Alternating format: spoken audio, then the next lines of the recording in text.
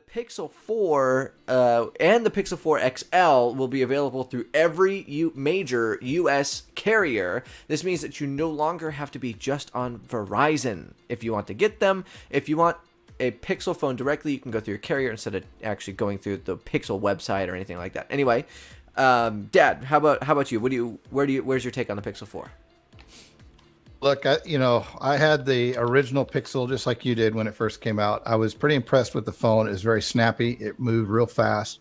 I love the fact that a new version of Android comes out and almost immediately you get the upgrade. That is always a good thing. Google puts a few extras in there that you can definitely take advantage of. Access to Google Cloud, unlimited uploads, that sort of thing. This one, it definitely is coming out trying to compete with Samsung, right? I mean, it's not competing with the iPhone so much as it's competing with Samsung. They're going after the camera. I know the new iPhone's got the camera as well. The new camera pack has really good low light capabilities. They've got something called night sight with astrophotography. Yeah, I saw that. So they've got, that's pretty cool. Some of the video demonstrations I saw of it were just outstanding. And then it's got the live HDR plus with dual exposure control. So you can really kind of customize what you want it to look like, your photos to look like, and that sort of thing. So they're really doing a good job with that.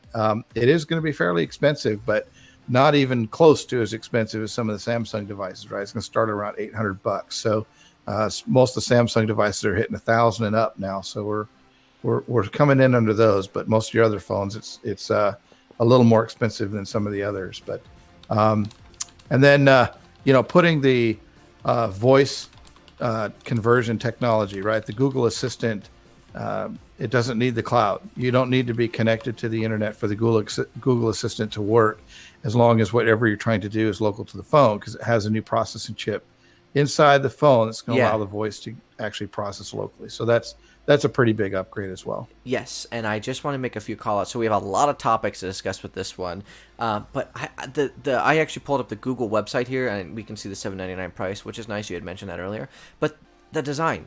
I think that they copied Apple, obviously, but they did it, and then they kind of put their own little whoop on it, which I think is very nice, and I can make that sound all day if you'd like. But they actually put all of the aluminum bezel around the outside of the device actually has black. It's all black instead of it being trying to off match. It's never the same exact color. So I really appreciate that they have 3 different colors on the back, but all of them have the black around the outside, which just makes them more recognizable in public, more recognizable as a phone. It just says, hey, that's a Pixel, not an iPhone. But you don't really see a lot of that nowadays. And we already have some comments chiming in.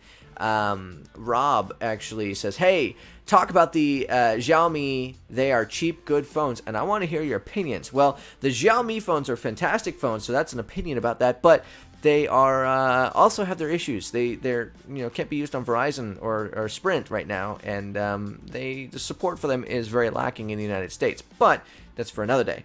Anyway, Dave, do you have any knowledge about the Pixel 4 yet? Yeah, obviously I watched I was really impressed with the camera stuff. Being a convert from iPhones to Androids now, I was actually kind of disappointed I ended up with the Note 10 after seeing the Pixel stuff come out. I was like, ooh, that actually looks like it's a lot better than at least for what I was looking for, which is mostly the photography and stuff like that. I'm pretty casual when it comes to phones. Like, I just got my first Android, so yeah, it's all relatively new to me. I'm not really happy with the design. It does look like an iPhone, and I really dislike the new iPhone looks in the first place with the little square on the back. But I mean, that's just kind of an aesthetic thing. Overall, it seemed like it was a pretty interesting phone, and it was something I was like, I want to look at definitely more and see what it's about. Yeah, absolutely. And as I'm scrolling through, I'm just looking through some of these things. Dad touched on it earlier. You can take a photo of the stars, and I'm not exactly sure how that works. It seems like a time lapse kind of thing, but I don't know how great that's going to be overall. I think that's going to be very cool. The fact that you have such a control over your night, I guess, vision on a camera, night photos on the camera, that you can take a realistic photo of what the sky looks like. That's impressive. Because normally, you look up, you take a photo, what do you see? It's a bunch of black. It's like the screen that people are watching half the time whenever I'm scrolling through this Google website, apparently. And it seems as though they're trying to make the Google Assistant easier to access. You swipe up from the bottom right-hand side of the phone, and boop, your assistant just starts glowing. It says, "Hi, how can I help?" And I actually literally have that up on the screen right now. So that's something that's, I think, very good. The better integration for the Google Assistant. It's always been there, but now it's just easier to just say, "Hey, whoop, Google Assistant, what's this? What's that?" Just real quick, which is something I appreciate. You can also squeeze the phone and the Google Assistant will come up too, which I think they had in the last version as well. One of the other new features they're adding to this is the radar sensor, which is on the front of the phone, right? Great timing. That just came up. So there you go. You can do, so what it's going to do is it's going to allow the phone to detect motion around it. So imagine all the things you can do with that. Your face unlock features are going to be much faster because it's going to start detecting motion. When you pick the phone up, it's going to go ahead and activate the camera. As soon as it starts to detect that motion, look for your face, and it's going to unlock almost immediately. Then you get gesture controls, and you're going to do all that kind of stuff.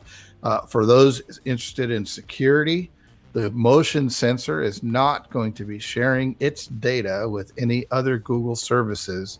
It'll only remain on the phone. So that's good too.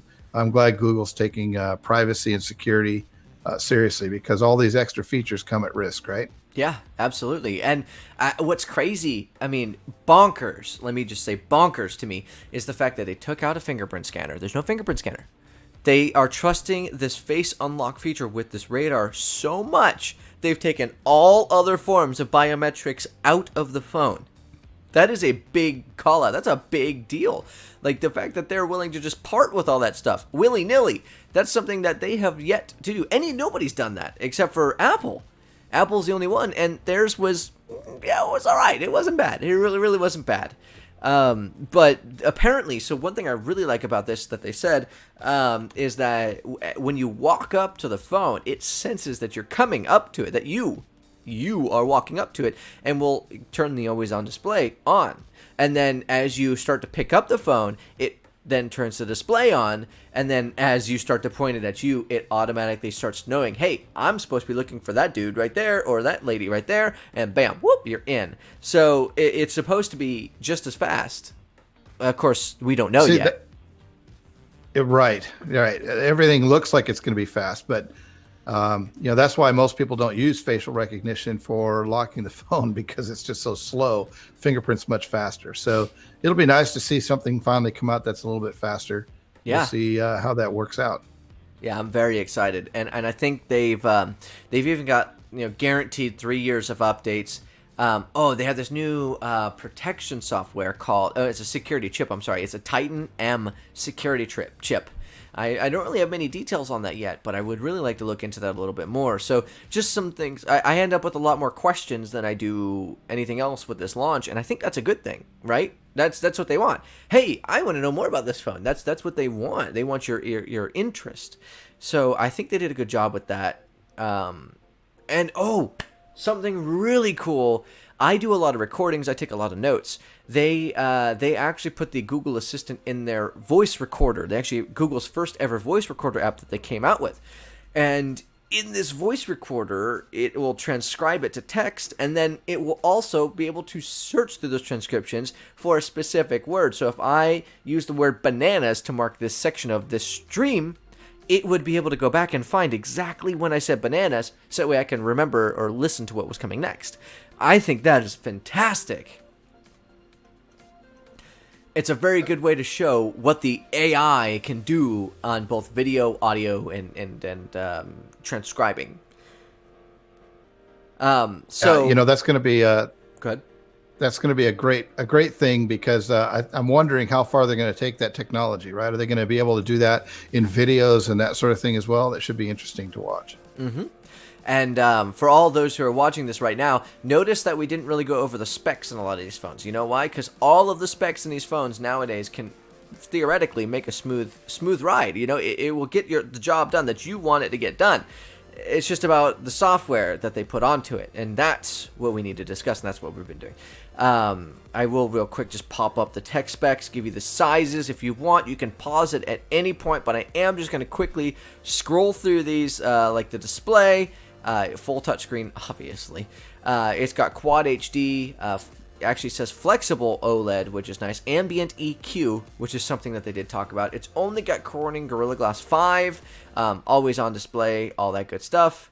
Let me go 6 gigs of RAM, and then up to 128 gigabytes of storage, which I thought was interesting. 855 processor, 16 megapixel rear camera, and an 8 megapixel front camera.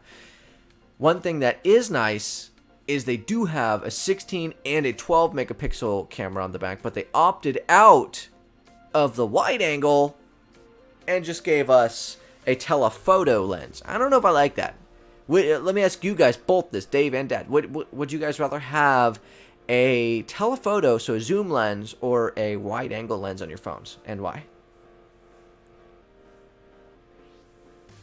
I'll tell you, the wide angle lens, first of all, they've made the existing lens a little wider to start with. So they didn't completely remove it. They modified the standard lens to give you a slightly wider angle. And then they give you different settings to that, so you can zoom in digitally into that wide angle and actually see exactly what you want to see. I got to be honest, if I had to choose, I would choose the telephoto over the wide angle. And the only reason I say that is because externally, it's a little bit easier to get a wide angle in place than it is to get a good telephoto. So I can always add wide angle capabilities after the fact. Okay. With some of these other third party things, but that's my own opinion. Fair enough. Yeah, I'm more of a wide angle, but it depends on how wide the original lens is. So I guess that I would have to see that in person in order to really make that distinction. And then also, Yeah. oh, go ahead. Go ahead. No, I was just gonna say, given what phones are used for when it comes to taking pictures, the telephoto stuff is nice, but I don't find myself zooming in on a lot of things. I find myself just pulling the phone out, taking a picture, and calling it good. So having the wide angle gives you the ability to capture things more, which is nice, and to capture more things. You don't, at least for me, I don't tend to zoom in a lot. And then, as Scott said, if you're going to be doing something with telephoto, usually you're going to use a separate device altogether for that, or you're looking for, professional grade thing. So I don't mind it personally. I honestly, it seems like if I had the option, I would rather have the wide angle than a zoom, because it's just, I don't zoom all that much. Fair enough, and nothing wrong with that.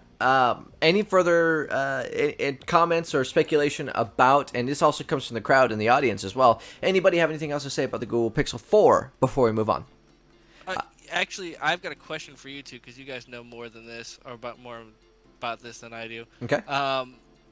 What operating system is it using? Because I understand that Samsung uses a different operating system, Google uses different operating systems. So, is it a custom OS, or are they using something? How's that work? So, if I may, it's not a separate operating system. It's a different user interface. So what they're doing is Google comes up with a stock Android user interface. It's all Android. All of them are all Android. Then what Samsung does is they make a separate user interface, overlay that on top of what Google has, and integrate it with their own stuff that they believe makes a better smartphone. Motorola does it. LG does it. Everybody puts their own user interface. So it's all the same operating system. It's just a different interface. So, as a quick follow-up question, as a newbie, so for example, if the overlay operating system that Samsung uses, is that going to limit how the underlying operating system can be updated? So, for example, if the Samsung's software isn't updated, does that mean that I can't update the phone, or? Yes, because they did is they made an agreement with Google saying, hey, you're not allowed to push out updates to our phones until we have specifically made our own version of what you came out with, us being Samsung, them being Google, in that scenario. And so, yeah, they do not push out updates directly from Google to Samsung phones because Samsung says, I'm not having that. So Okay, cool. Samsung Yeah, no, physically. I was just curious because Yep. I was just curious because I know that they're different. I just wasn't quite sure how. Mm-hmm. And that's when I mentioned earlier, the Pixel that we had originally was nice because almost the same time Google releases a new product, a new version of its operating system, the Pixels get those updates because they're just running stock Android. They're not putting all the extra features on. Vendors like Samsung, they want to put their own stuff on, right? They've got the Samsung One UI. So you've got a Note, I've got a S10 5G. We have the same interface, right? Yeah. It's the same overlaid interface, same operating system. What Samsung does, it's if you get a Samsung flagship product, so that's the S series or the Note series, they are pretty good about pushing out updates pretty quickly after Google updates their OS. So you do find a lot of good updates. It's usually a week or two after the Google puts out their update. Samsung's usually got it and they're running with it. For their non-flagship stuff, not quite as much, right? They're not putting the development time into that until they get the flagship stuff out. Yes, and it's not every time too. So an example, I have the Note 9 on Verizon, and my Note 9 didn't. So these updates come out in around October, November. They all launch around that time. I didn't get my new version of Android until I think it was February, maybe a month after. I don't remember exactly, but it was so long. It was like 3-4 months down the road before I actually got my update. And I was like, what? Why? Everybody else in the world got it except for me. Literally. Because the S9, the S9 Plus at that time, all had gotten the updates in January. So I was like, come on, guys. Really? What's going on? There is another factor too, and that is the carrier, because the carrier wants to put its stuff on it as well, and so you're going to get Verizon slowing things down a little bit as well. So there's another factor in there too. Yes. So moving forward, the Pixel Buds.